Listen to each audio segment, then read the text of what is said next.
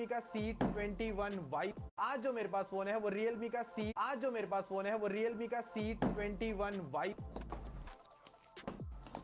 सबसे पहले यहाँ पर आपको मिलेगा कुछ पेपर वर्क, उसके बाद ये रहा डिवाइस। ये इसका चार्जर है, 10 वॉट का मिलता है और इसमें से ये भी निकाल लेते हैं। तो ये है हमारा मेन डिवाइस और पीछे की तरफ टेक्सचर टाइप में मिल रहा है। तो यहाँ पर ये है माइक्रो यूएसबी पोर्ट, माइक और 3.5 mm जैक का पोर्ट और पीछे की तरफ यहाँ पर इसकी स्पीकर ग्रिल है और Realme की छोटी सी लोगो और इस तरफ है इसका fingerprint scanner. Triple setup camera मिलता है, फ्लैश एलईडी यहाँ पर है। ये है आपका वॉल्यूम रॉकर और लॉक बटन और ऊपर की तरफ कोई सेकेंडरी माइक नहीं है नॉइस कैंसिलेशन के लिए। यहाँ पर आप 2 सिम कार्ड लगा सकते हो और एक मेमोरी कार्ड भी लगा सकते हो। पीछे का प्रिंट दिखा रहा था बस, क्योंकि आगे तो कुछ दिया था।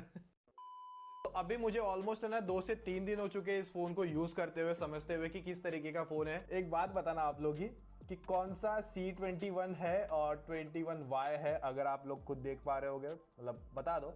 जो ये टर्न ऑन था ना ये C21 है और ये स्विच ऑफ रखा है मैंने, क्योंकि मैं खुद कंफ्यूज हो रहा था। और है ना मैंने एक चीज और नोटिस करी है कि बॉक्स के पीछे है ना इस प्रोसेसर का नाम भी लिखा नहीं है, यहाँ पर सिर्फ लिखा है पावरफुल ऑक्टा कोर प्रोसेसर लिखा हुआ है। और जहां तक मुझे लग रहा है कि बॉक्स के पीछे वो प्रोसेसर का नाम लिखने का रीजन क्या नहीं है, ये एंट्री लेवल का प्रोसेसर है जो आपको इसी तरीके के 10,000 के नीचे के फोन है ना शायद से उसके अंदर आपको दिखने मिल जाएंगे अभी से। सो जो MediaTek का G35 है ना उससे ऊपर कह सकते हो और जो G85 है ना उसके सिमिलर कह सकते हो, उस तरीके की परफॉर्मेंस निकाल के देगा। तो इसके अंदर ऐसा कोई जियोमेट्रिक डिजाइन करके नाम दिया है। बेसिकली पीछे की तरफ ऐसे कुछ एक्स कर्ट है और इसके अंदर हल्का हल्का टेक्सचर भी है, हल्की हल्की लाइंस है। और ये जो फोन है ना कंप्लीट हमें प्लास्टिक की बिल्ड पर मिल जाता है। तो यहाँ पर जो C21 है ना इसका वेट है ना कुछ 194 ग्राम आ रहा है, बट जो C21 जो अपना पुराना वाला भाई साहब है ना वो कुछ 190 ग्राम आ रहा है। पता नहीं 4 ग्राम कहाँ ऊपर नीचे किया है। सो यहाँ पर इस फोन के अंदर स्क्रीन गार्ड प्रोटेक्टर है ना ऑलरेडी लग कर आता है, बट जो केस कवर है ना वो नहीं दिया है बॉक्स के अंदर, वो आपको अलग एडिशनल परचेस करना होगा। सो रही बात की स्पेसिफिकेशन को लेकर, तो यहाँ पर जो प्रोसेसर यूनिसॉक टाइगर T610 है, 12 nm वाला प्रोसेसर है और जो मेरे पास वेरिएंट है वो 4 GB रैम के साथ आता है, 64 GB रोम के साथ आता है। इसमें ना एक और नीचे वाला वेरिएंट भी आएगा, 3 GB 32 वाला भी आएगा और उसकी प्राइसिंग आपको थोड़ी कम देखने मिलेगी। इंडोर में कोई तकलीफ नहीं है, आराम से अपना जो कंटेंट देख रहे हो, जो भी अपना काम कर रहे हो, फोन वोन कर रहे हो, व्हाट्सएप कर रहे हो, कोई पंगे नहीं है। और आउटडोर में हैवी सनब्राइट में भी कह सकता हूँ, वहां पर भी मैं ऑटो ब्राइटनेस पे करके रख रहा हूँ, तो वहां पर भी विजिबिलिटी को लेकर ऐसे कोई ज्यादा पंगे नहीं आने वाले। और रही बात यहाँ पर इसका जो डिस्प्ले मल्टीमीडिया में भी अगर आप देखते हो तो वहां पर भी ऐसा कोई तकलीफ नहीं आएगी। वहां पर आप आराम से अपना जो कंटेंट है अच्छे से वॉच कर सकते हो और व्यूइंग एंगल्स जो कह सकते हो ना उसमें भी कोई तकलीफ नहीं है। और यहाँ पर जो पीछे की तरफ देख रहा हो Realme के लोगों के नीचे ये इसका स्पीकर है, बैक साइडेड है। वीडियो स्पीकर पे देखना चाहते हो तो वहां पर ऐसा नहीं है कि बहुत ही ज्यादा हैवी ब्लास्टर वाला स्पीकर है। अगर मैं आपको क्वालिटी भी सुना दूं इसकी,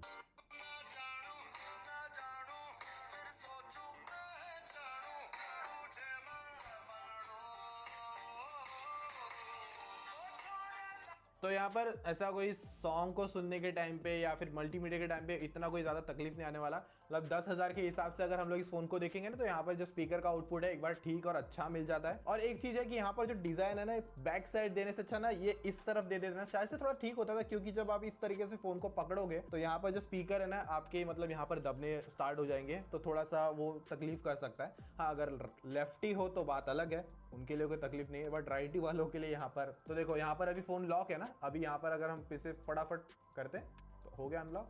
और तो यहाँ पर इसका जो रिस्पॉन्स है ना फास्टर है। बस मुझे ऐसा लगता है कि कभी कभी ना फिंगर मतलब थोड़ा सा ना ऊपर की तरफ है, हल्का सा, जैसे देख सकते हो मेरी उंगलियां पता नहीं पहुंच नहीं पा रही है। मेरे हिसाब से थोड़ा सा और नीचे होता ना तो ज्यादा अच्छा होता। यहाँ पर हमें Realme UI मिलता है Android 11 पर, R एडिशन पर, फास्टर मैं कह सकता हूँ। मुझे तो ऐसा 10,000 के हिसाब से फोन लग नहीं रहा है जिसकी हिसाब से इसकी परफॉर्मेंस है। मल्टीमीडिया के हिसाब से भी काफी अच्छी तरीके से काम करता है। अगर आपने मल्टीपल एप्स खोल रखे हैं तो वहां पर वो भी अच्छी तरीके से ओपन होते हैं। मतलब एक ऐप से दूसरे ऐप से स्विच करने में जो लैग होता है ना वो तो मुझे नहीं नजर आया उतना। और जब मैंने इस फोन को फर्स्ट टाइम ओपन किया था ना तो बहुत सारी एप्लीकेशन थी, लाइक वो गूगल की तरफ से भी बहुत सारी एप्लीकेशन थी और Realme की तरफ से भी बहुत ज्यादा एप्लीकेशन मिलती है और कुछ ज्यादा ही ब्लोटवेयर्स भी थे। के बाद में अनइंस्टॉल कर दिए मैंने बहुत सारे। तो मैं इसे लाइक क्लीन यूआई तो नहीं कह सकता हूँ, भले ये एंड्रॉइड पर आ रहा है या स्टॉक एंड्रॉइड कह सकते हो, बट ये क्लीन यूआई तो नहीं है। बहुत सारे एप्लीकेशन आते हैं, आप अपने हिसाब से रखो बाकी उड़ा देना। तो देखो अभी मैंने फोन अनलॉक किया है और फिंगरप्रिंट पे अगर मैं इस तरीके से नीचे करूंगा ना उंगली में उस पर स्लाइड करूंगा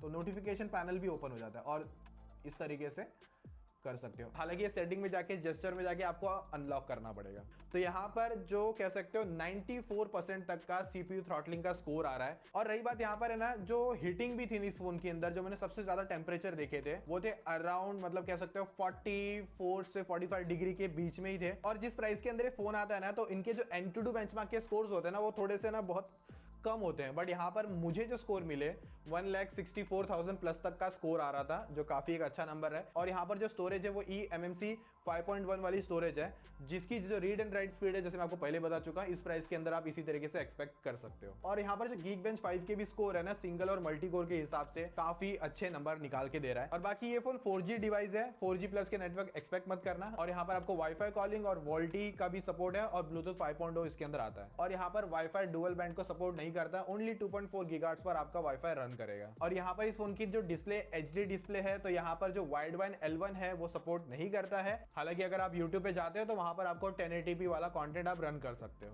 पर रन कर लोगे बट वो दिखेगा नहीं, फायदा ही नहीं है, क्योंकि डिस्प्ले आपकी 720p वाली है। और बाकी यहाँ पर आपको गूगल कैम डालना है तो कैमरा टू API का भी सपोर्ट है। तो यहाँ पर आपको ना 13 MP का मेन कैमरा मिलता है, 2 MP का डेप्थ है और 2 MP का मैक्रो है, और फ्रंट में हमें 5 MP की सेल्फी मिल जाती है। तो यहाँ पर जो फोटो की क्वालिटी ना वो लाइक इंप्रेसिव है, अच्छी है, जिस प्राइस के अंदर आते हैं। अगर आपको फोटोज वगैरह खींचना है तो कर सकते हो। और यहाँ पर आप वीडियो रिकॉर्डिंग में 1080p 30 FPS की वीडियो ले सकते हो, 720 में भी 30 FPS की वीडियो ले सकते हो, और 720p में 120 FPS का आप स्लोमो भी इसके अंदर रिकॉर्ड कर सकते हो। और रही बात यहाँ पर गेमिंग वगैरह को लेकर, तो आप लोग अगर इसके अंदर BGMI खेलना चाहते हो तो यहाँ पर आप स्मूथ और अल्ट्रा के अंदर 40 FPS की गेमिंग कर सकते हो, और बैलेंस के अंदर भी अल्ट्रा में 40 FPS की गेमिंग कर सकते हो, और HD के अंदर आप हाई सेटिंग्स में कर सकते हो, 30 FPS की गेमिंग कर सकते हो। और जब मैं इस फोन की जो स्पेक शीट पढ़ रहा था ना, तो मुझे इसके अंदर कहीं मेंशन नहीं किया कि इसके अंदर जायरो आता है, पर जब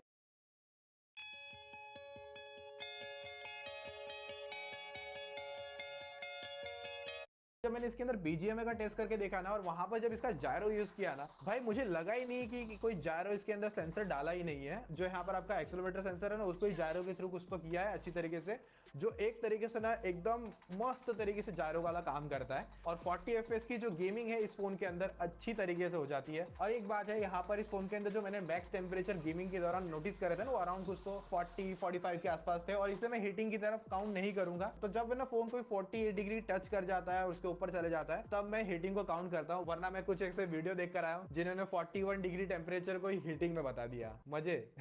और इसके अंदर मैंने 60 FPS भी अनलॉक करने का देखा, बट वो नहीं हो रहा है क्योंकि परमिशन ही नहीं है। चाहे वो आप कॉन्फ़िग फाइल डाल के करो या फिर GFX टूल डाल के करो, 60 FPS आप अनलॉक नहीं कर पाओगे इस फोन में C21 बाय में। लाइक कर देना, इन्फॉर्मेशन पसंद है तो सब्सक्राइब भी कर देना। तो यहाँ पर हमें 5000 mAh की बैटरी मिलती है, और 10 वाट का बॉक्स के अंदर चार्जर आता है। और यहाँ पर जो चार्जिंग पॉइंट है ना, वो आपका माइक्रो USB वाला पोर्ट है। तो यहाँ पर मुझे ऐसा लगता है कि Realme को एटलीस्ट यहाँ पर Type-C का पोर्ट डाल देना चाहिए था। 0 से 100% चार्ज करते हो तो आपका फोन 3 घंटा लेगा फुल चार्ज होने में। और साथ में ये जो फोन है रिवर्स चार्जिंग को भी सपोर्ट करता है, तो इसे आप एज अ पावर बैंक भी यूज कर सकते हो। 1 घंटे का 1080p वीडियो लगा के छोड़ दिया, 2 घंटे तक का YouTube चलाया, और 1 से 1.5 घंटे तक का Instagram चला के छोड़ दिया था, और अराउंड 2 से 2.5 घंटे तक की BGMI की टेस्टिंग कर ली। 1 घंटा कुछ नॉर्मल यूज हो गया, और 1 घंटा थोड़ा सा और Asphalt 2 वगैरह कुछ खेल के देखा। तो तकरीबन 8 घंटे तक का या उससे ज्यादा बैकअप चल लो। ये नॉर्मल अपना काम करते हो, व्हाट्सएप वगैरह वो सारी चीजें, और नॉर्मल ब्राउजिंग कर ली।